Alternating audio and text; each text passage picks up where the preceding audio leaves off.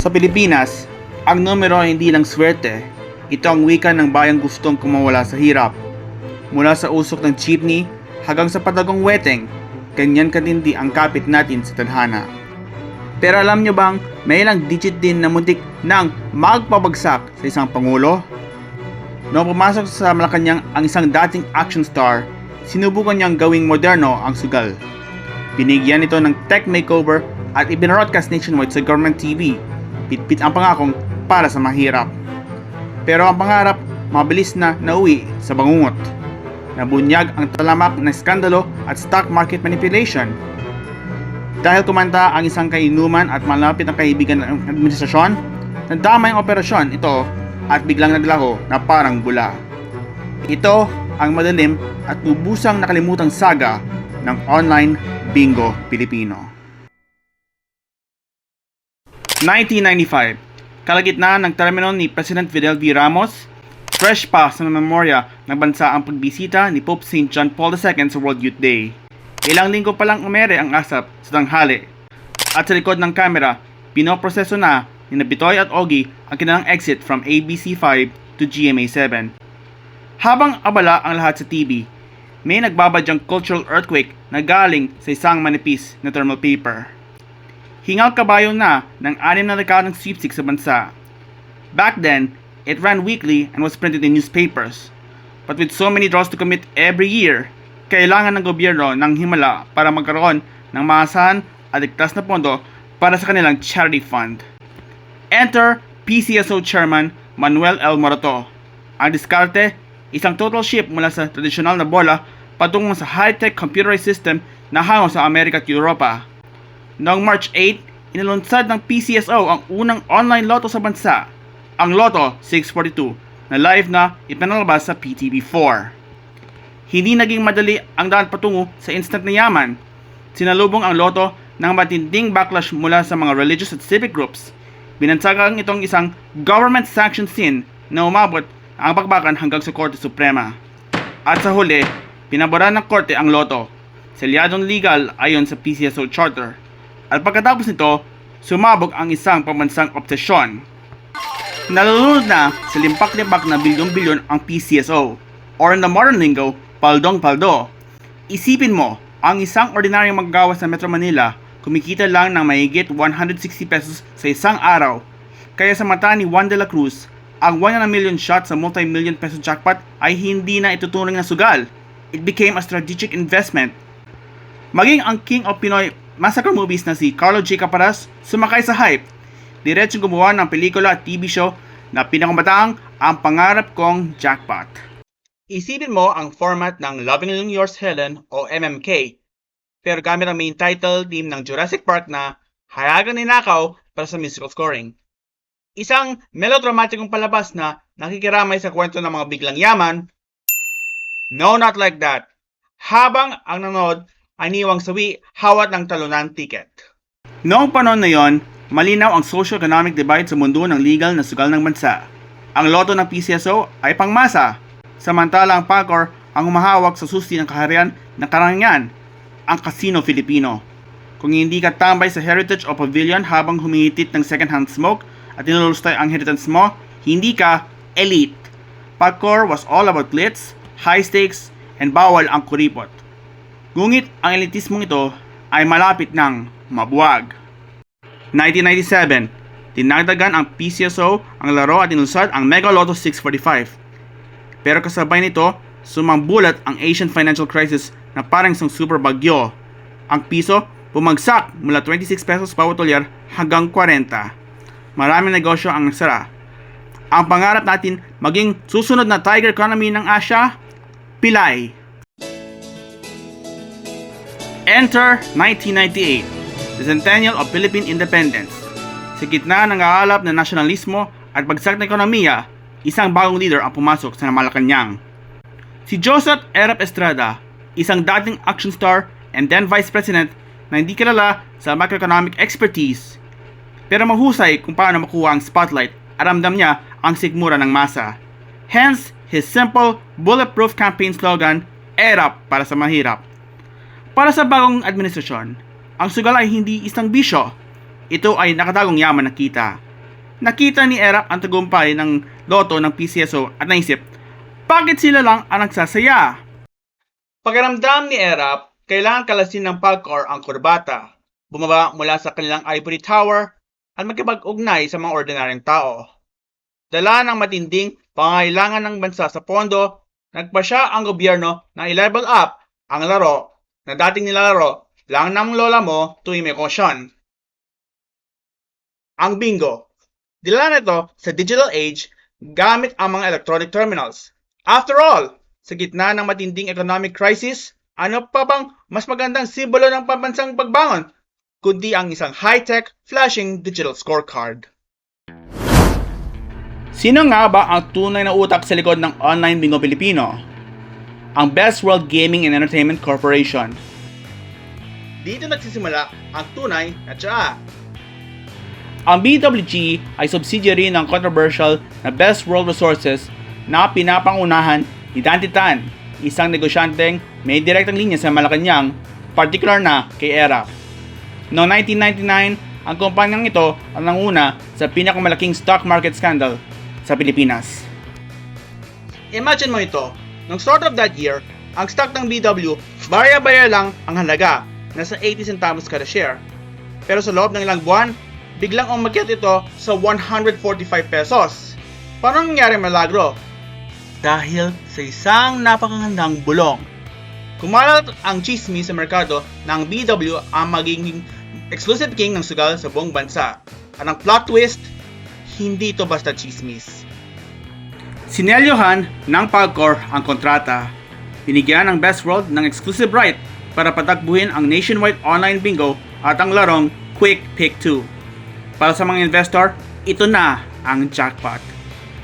Habang nagkakagulo ang mga tao sa stock market, abala ang Best World sa pagpapatayo ng kanilang imperyo. Pero ang ganitong dambuhalang ambisyon, nangangailangan ng dambuhala ring pondo. Para mapapondohan ang kanilang nationwide rollout, kumuha sila ng mega loan sa Philippine National Bank, ang halaga 600 million pesos. Sa puntong ito, kasado ng lahat. Hawak nila ang teknolohiya, pondo, at go signal mula sa pinakamataas na opisina ng gobyerno. Ang tinaguriang Bingo for the Masses ay handang-handa ng mag-live. Ang hindi nila alam, ang pinakamalaking pustahan sa kasaysayan ng bansa ay malapit ngang mabuwag. Kalimutan mo muna ang bingo ni Lola tuwing may family reunion. Yung may kasamang kape, chismis at barya. Nang pumasok ang online bingo Pilipino or OBP sa bansa, ang simpleng laro ng bayan ay tuluyang nag-level up! Dinala ng OBP ang fast-paced US-style bingo sa Pilipinas. Binago nito ang kahulugan ng sugal at swerte para sa masang Pilipino. Hindi tulad ng tradisyonal na loto na pumipili ng 6 na numero mula 1 hanggang 42 o 45. Sa OBP, hawak mo ay isang receipt card na nakaprint sa thermal paper. May 5x5 grid sa ilalim ng BINGO, barcode, timestamp at free space sa gitna. Bago magsimula ang daily draws, mahigpit ang seguridad ng sistema, parang isang Hollywood heist movie. Gaya ng loto, mahigpit ang pre-draw procedures ng OBP. May 75 na bola, each ball is weighed on a digital scale para sa siguro ng pantay at walang dayaan. Kapag pasado, ilalak niya ang mga bola sa machine. Sa 75 na bolang ito, 48 ang pipiliin bawat round. Ang tanong ng bayan gabi-gabi, kakampi mo ba ang pagkakataon? Ang entry fee, 10 piso. Yes, yung kulay brown na pera noon. Sa lagang yan, may ticket ka na para sa dambuhalang blackout jackpot. May 3 antas o tiers depende sa taya at premyo. Level 1, 10 pesos, blackout lang. Papuno ang lahat ng 24 numbers sa card mo. Level 2, 20 pesos, blackout, sandwich, and large frame. Level 3, 30 pesos, blackout, sandwich, large frame, full diamond, at letter X. In later editions, they introduced the letter Y pattern. Kung i-adjust natin sa inflation, halos triple na ang halaga ng premyo noon. Kahit nung panahon yon, kayang baguhin ng mga numerong ito ang buhay mo. Narito na ang listahan ng mga premyo at ang tunay niyang halaga noon. Letter X, 100 pesos. Full diamond, 1,000 pesos. Isang linggong malaking grocery na para sa buong pamilya. Large frame, 10,000 pesos. Kadumbas na ng halos 2 buwang sahod ng isang regular office worker. Sandwich pattern, 50,000 pesos. And blackout, 1 million plus. The ultimate jackpot.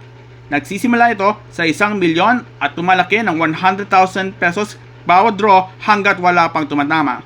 Parang sa loto, kung 2 o higit pa ang mapalad na nanalo sa jackpot, paghahatiin nila ang premyo bago mag-reset ang jackpot. Ang tunay na ganda ng OBP ay pagiging online ito. Huwag kang confused. Hindi ito ang high-speed fiber internet natin ngayon. It means, ang mga terminal ay konektado via satellite at telephone lines. Kaya sabay-sabay at live ang resulta sa buong Pilipinas. Isang bansa, isang bola. Pero may isang matinding catch. Kung sa loto ay may sakton ka para kubrahin ang premyo mo, sa OBP, 120 days lang ang palugit mo o 4 na buwan. Kaya kapag naiwan mo ang ticket sa bulsa o kaya'y nalukot at aksidenteng nasunog ito, ang milyong-milyong pangarap mo ay maglalaho na parang bula. Sa totoo lang, ang mismong draw ay tumagal lang ng minuto. Isang machine operator, isang bingo color, tapos na. Pero para maging isang pambansang obsession at kagatid ng masa, kailangan ito ng isang sikretong sangkap. Showbiz! Welcome to Ground Zero, the central draw area, 3rd floor, Prime Block Mall to the Band Center, Divisoria, kung saan ipinanganak ang larong selyado para sa masa. And the grind never stopped. Hindi tulad ng ordinaryong loto na minsan lang sa isang araw. Dito, 8 beses ang laro araw-araw, bawat 30 minuto. Pero ang tunay nitong ground jewel, ang live broadcast gabi-gabi sa PTV4. Kung seryoso ang PCSO Lotto na formal na ritual, ang Online Bingo Pilipino naman ay isang absolute party. Gabi-gabi, mula alas 6 hanggang alas 8, para sa draws 5 to 8, ang Central Draw Area ay nagmistulang isang full-blown variety show. May dance numbers, witty comedic banter, canned laughter, at mga palaro for the audience. Idagdag mo pa ang kanilang flashy digital graphics na itinuturing na cutting edge noon for the recap of the drawn numbers. It was a must-watch spectacle, isang palabas na nagawang paggamitin at pagtabihin ang mga affluent dito sa Manila at ang mga masisipang na tindero sa Divisoria. Pero ang isang matinding party na mangailangan ng mga taga-akay na magpapasigla sa buong bansa. Enter Smokey Manaloto. Fresh off tropang trumpo, bitbit ni Smokey ang kanyang signature everyman charm at walang kamatayang comedic timing. Siya yung host na iyakap sa'yo kapag talo ka, pero gagawin kang hari o reyna sa sandaling manalo ka. At sa kanyang tabi, si Rachel Cutie Dalmar. Bago pa siya pumasok sa politika bilang kongresista ng Cebu City, siya ang itinuturing na face of bingo dahil sa kanyang poise at charisma na nagsisilbing matatag at professional na anchor ng buong gabi. On any given night, umapaw ang star power dito. Mula sa mga guestings nina Dennis Padilla, Beth Tamayo, Earl Ignacio, hanggang kay Giselle Santos. Hindi lang ito basta pagsusugal. Ito ay naging primetime entertainment diretso sa state network ng bansa. Star power, high-speed satellite links, at syempre, ang pinaka-pinag-agawang primetime slot, mechanically speaking, nasa Online Bingo Pilipino na ang lahat ng alas. Pero sa likod ng mga ilaw at screen, they hit a massive wall, isang problemang sa momentum. Let's face it, susugal, walang tatalo sa Pinoy better, determinado, loyal, at umasa sa swerte. Pero may malaking depekto ang OBP. The Lotto already had a years-long head start sa merkado. Isipin mo si Juan, uuwi ng alas 6 ng gabi mula sa trabaho, pagod at sabog na. Hindi na siya magpapatrack ng complex na bingo o magmamasid sa mabilis na kombinasyon sa screen. Pero ang Lotto, simple lang. Titingin siya sa 6 na numero sa papel, swertiyan lang, walang iniisip. At dito, nagsimula ang pinakamalaking crowd magnet sa kasaysayan ng Philippine gambling, ang salitang jackpot. Sa Lotto, sanay ang mga Pinoy sa mga numerong nakakalula, 10 milyon, 100 milyon, minsan umabot pa ng bilyon. Kaya nung nilabasan ng OBP ang starting jackpot na lang 1 milyong piso, biglang nagmumukhang barya. Hindi nito mapantayan ang pangarap ng ibinebenta ng loto. True, nakuha ang OBP ang kanilang core market at loyal followers. Pero hindi sila naging lotto killer na inaasahan ng mga backers nito at ng PAGCOR. In the end, they failed to dethrone the king. At habang nagsusumikap bumangon ang OBP mula sa kabansanan na ito, nagsimula nang umihip ang malamig na hangin ng politika. October 4, 2000, nawasak ang pader ng Malacanang nang magsalita si Luis Chavit Singson, ang powerhouse governor ng Ilocos Sur at dating drinking buddy ng Pangulo. Siya mismo ang nag-deliver ng 400 million pesos worth of protection money diretso kay ERAP. At yung mga tilang inosente laro gaya ng bingo at quick pick, front lang daw pala ang lahat para masolo ng palasyo ang bilyong-bilyong operasyon ng Weteng. Kinabukasan, sumiklap ang Senado. Senate Minority Leader Chofisto Gingona Jr. dropped his iconic IAQ speech na naglantad ng 220 million pesos mula sa Weteng, 130 million peso kickback sa buwis ng Tabaco, at 100 million pesos sa foundation ng First Lady na si Loy Ejercito. Overnight, naging radioactive ang lahat ng gambling projects ng administrasyon, lalo na ang online Bingo Pilipino. October 19, just 2 weeks after Chavit's expose, the palace made a panic move. In a desperate attempt para isalvage ang kanyang humuguhong imahe at para patunayan na hindi siya ang tinatawag na gambling president, ERAP signed a memorandum. The order was absolute. Ipasara ang lahat ng non-casino gambling operations ng PAGCOR, meaning damay agad ang online Bingo Pilipino. Imagine the scene sa Tutuban. Just hours ago, business as usual. Umiikot ang mga bola, nagpapatawa si Smokey sa TV, at busy ang pagpiprint ng mga receipt cards. Then out of nowhere, blackout. For real. At ang kanilang primetime slot sa Channel 4, bigla pinalitan ng mga breaking news tungkol sa looming impeachment trial. Ang spin ng mga kanyang sinisira daw ng gambling ang moralidad. Pero let's be real, isang political Hail Mary ito. Sinubukan lang ni ERAP na itapon ang lahat ng pabigat sa barko para hindi to tuluyang lumubog. Spoiler alert, it didn't work. Alam natin lahat kung paano nagtapos ang pelikulang ito. Ang impeachment trial ni ERAP sa Senado from December 2000 to January 2001, hindi lang ito simpleng legal battle. Naging pambansang telenovela na pinapanood buong Pilipinas.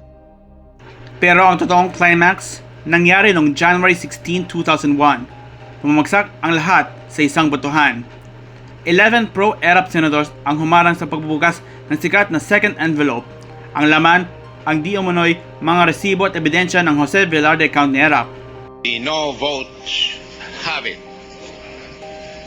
At doon na nga, panalo ang defense sa botohan, pero talo naman sila sa kalsada. Sumabog ang galit ng taong bayan.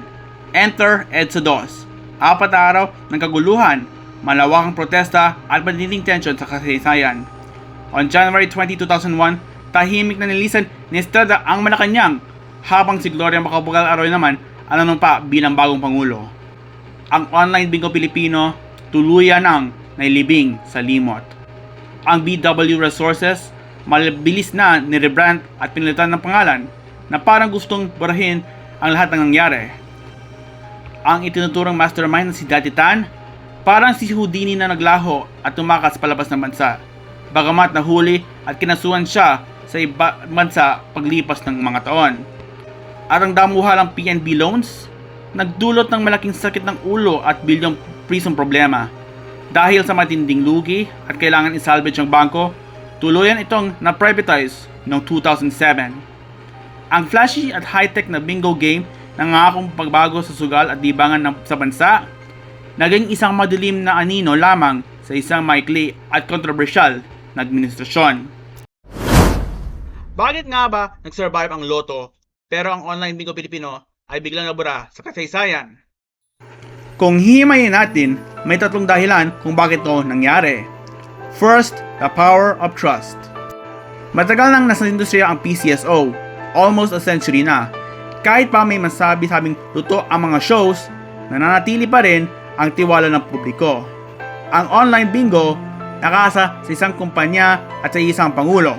Kaya nung mapatalsik si ERAP sa pwesto, natigil ang laro. Second, the psychology of play. Let's be honest, ang bingo ay isang social game na mas masaya kasama ang mga chismosa na kapitbahay. Naririnig mo ang hiyawan at ang kalog ng mga bola. Pero sa TV, cold and disconnected. Ang loto, iba ang tama. It offers a different kind of high dahil sa pick your own fate mechanic nito, pakiramdam mo, ikaw mismo ang may hawak ng sarili mong swerte. And the biggest blow, the crony stigma. Dahil nakatadikit sa pangalan ni Dante Tan at sa PW Resources Scandal, natalo ang online bingo Pilipino bilang laro para sa mahirap at naging simbolo ng korupsyon. Ilang dekada matapos ang controversial na shutdown ng OVP, tuluyan ang magbago ang mukha ng sugal sa Pilipinas.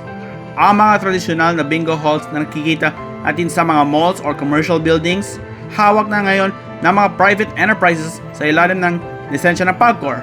At ngayon, dinara rin ang bingo sa digital space. Sa ilang pindot lang sa smartphone, pwede ka nang magbingo online gamit ang legal na apps. Anywhere, anytime. Madali? Oo. Pero aminin natin, may kulang. Ang tunay na saya sa tuduban at the turn of the millennium, yung hiyawan, excitement sa live TV, at 10 pisong papel na may pag-asa na magbago ng bukas, ay isang alaala na hindi mababalik kahit anong app. Thank you so much for being part of this journey and helping us hit 200 subscribers. At dahil umabot tayo sa milestone na to, yes, you guessed it, eto na sa wakas ang mukha sa likod ng boses. Bago magtapos, nais kong ibalik kung saan nagsimula ang ideyang ito. Sa kanto malapit sa intersection ng Lasatin Boulevard at MacArthur Highway before my elementary years. Kung pamilyar kayo rito, dati itong isang outlet ng online bingo Pilipino. Lagpas lang sa gasolinahan, pero bago makarating sa PhilHealth, saksitong lote ang mga nagpapalit-palit na negosyo. Pero ngayon, it's completely gone. Binura ng panahon, panilitan na ng North-South Commuter Railway or NSCR. Ganyan talaga siguro kapag musad ang modernisasyon, no? Kailangan natin bitawan yung mga lumang espasyo para sa pagbabago. Bagamat nakatayo na ang bagong Riles, hindi pa rin nawawala ang mga lumang kwento natin. Here's my end screen question. Sino sa inyo ang nanalo noon sa lumang online bingo Pilipino? Share nyo naman ang mga throwback comments sa inyo sa mga comments down below.